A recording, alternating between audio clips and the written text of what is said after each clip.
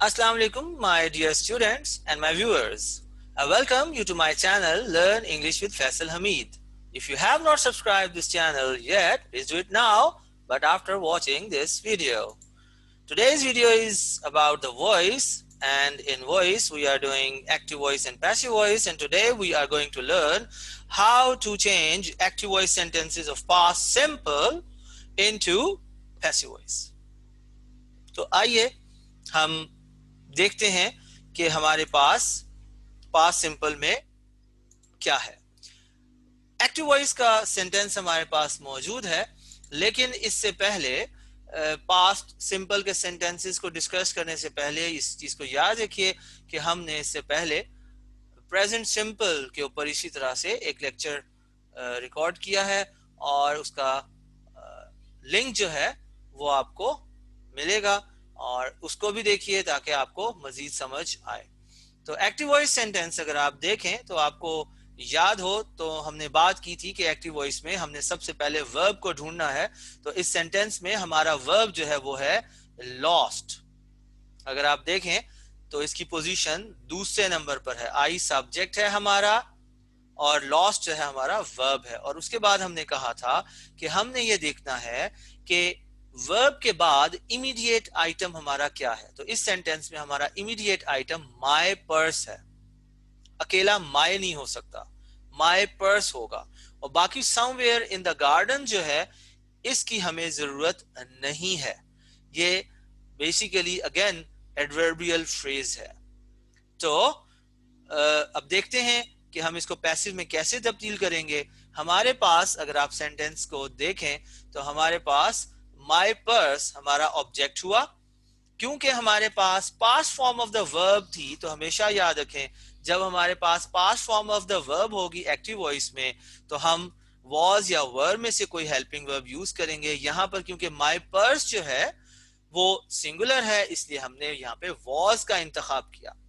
और हमेशा याद रखिए कि आपकी जो मेन वर्ब की फॉर्म है वो थर्ड फॉर्म होगी, पास्ट पार्टिसिपल होगी। इसको कभी मत भूलिएगा कि एक्टिव वॉइस के तमाम सेंटेंसेस में आपको डिफरेंट स्ट्रक्चर्स में डिफरेंट वर्ब्स नजर आएंगे, लेकिन जब पैसिव वॉइस बनेगा तो उसमें आपको परेशानी की जरूरत नहीं है क्योंकि ये हार्ड एंड फास्ट रूल है कि आपने जो वर्ब होगा उसको थर्ड फॉर्म ही उसकी यूज करनी है, जिसको हम पास्ट पार्टिसिपल कहते हैं। और बाकी हिस्सा somewhere in the garden by me आ जाएगा।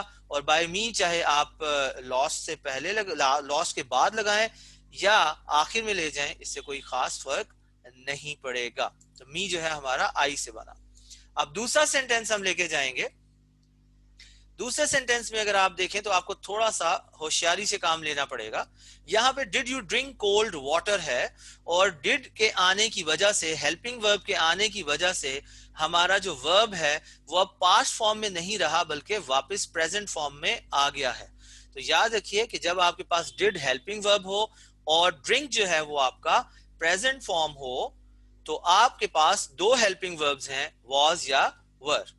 तो हमने एक और बात की थी कि जब आपके पास क्वेश्चन आ जाए तो आपने पहले ऑब्जेक्ट को गौर से देख लीजिए।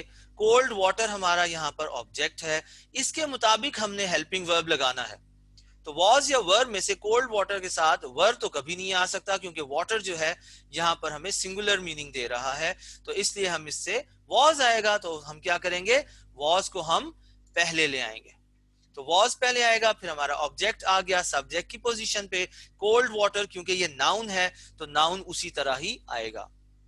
उसके बाद हमारा मेन वर्ब होगा जो कि ड्रंक हो जाएगा क्योंकि हमें ये बताया गया है, हम ये जानते हैं कि पास्ट पार्टिसिपल जो है वो आएगी पैसिव वॉइस में। उसके बाद हमारा क्योंकि यू सब्जेक्ट था तो हमने क्या किया, फिर हमने बाय लगाया और यू को ऑब्जेक्ट की पोजीशन पे लाए।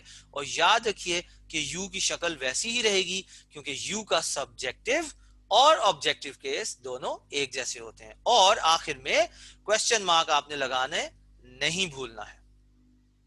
उसके बाद अब हम तीसरा सेंटेंस देखते हैं। तीसरा सेंटेंस हमारे पास नेगेटिव सेंटेंस है। इससे पहले हमने एक पॉजिटिव और एक इंट्रोगेटिव सेंटेंस किया है।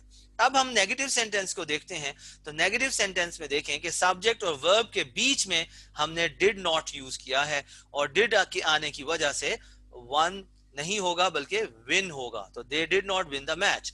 तो हम अपने ऑब्जेक्ट को देखते हैं। ऑब्जेक्ट हमारा यहाँ पर द मैच है, और द मैच क्या होगा, वो सब्जेक्ट की पोजीशन पे जाएगा।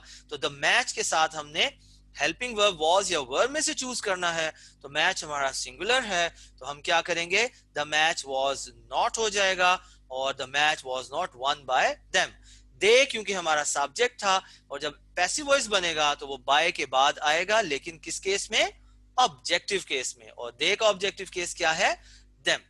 तो इन तीन सेंटेंसेस को देखने के बाद अब हम चौथा स्ट्रक्चर देखते हैं कि जहां पर आपके पास क्वेश्चन मौजूद है। इंट्रोगेटिव सेंटेंस है ये भी, और इससे पहले भी हमने एक इंट्रोगेटिव सेंटेंस किया है।